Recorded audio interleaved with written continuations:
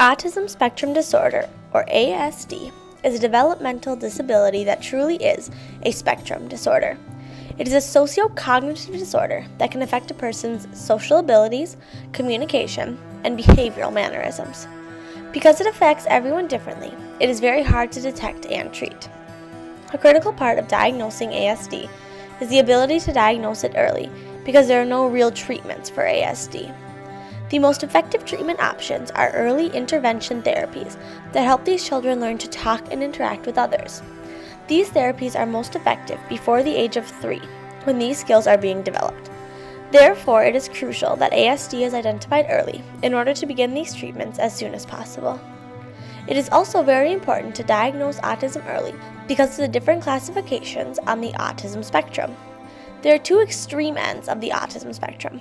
On one end, there are high-functioning autistic children with mild forms of ASD. The other end includes low-functioning autistic children with severe forms of ASD. Detection of ASD in young children is especially difficult because some young children have basic speaking abilities while others do not. It is much easier to detect children who have severe forms of ASD because their signs are far more obvious. The difficulty comes in diagnosing those who have mild cases of ASD. These children generally have fewer obvious signs of ASD, and this could cause them to miss out on ASD diagnosis during the early critical time in their development. There are a lot of different diagnostic instruments used today in an effort to detect ASD at an early age. One of the most common ones is the Autism Diagnostic Observation Schedule, or ADOS. The ADOS is defined as a semi-structured assessment of social interaction, play, communication, and imagination for individuals suspected to have ASD or other developmental disorders. It is widely used in early detection because it diagnoses patients based on their age along with their ability or inability to speak. Dividing participants in regards to these guidelines allows them to receive an assessment that is best suited to their abilities, increasing the ADOS's accuracy.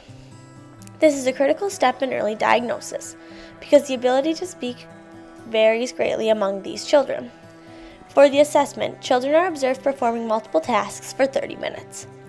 No matter what the age or speaking abilities are of the participant, the tasks still remain relatively the same. For example, a child suspected of having ASD who cannot speak could be observed not giving the examiner different objects they may need in a playful situation, or not noticing a caregiver's voice, or not directing attention to the caregiver. A child who can speak would be observed not being able to tell the examiner what task to perform next in a daily routine, or not responding to the vocalizations of the examiner. Each of these tasks during observation displayed the same basic skills, differing only based on the age and speaking abilities of the child. The scale was revised in 2007 because it could not accurately diagnose ASD in these young children. The original scale assessed children based on their social and communication abilities. These categories effectively diagnosed autism in most children, but not young children.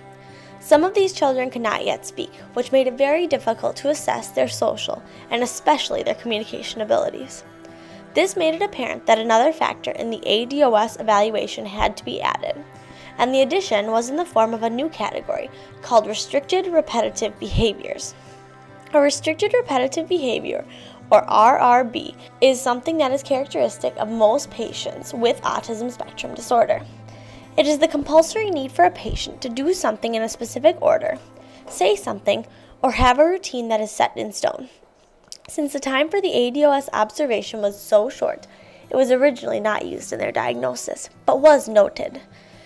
Adding the restricted repetitive behaviors was done for these young children who cannot speak because evaluating these children on their social and communication abilities alone could not give examiners all of the information they needed in order to diagnose ASD.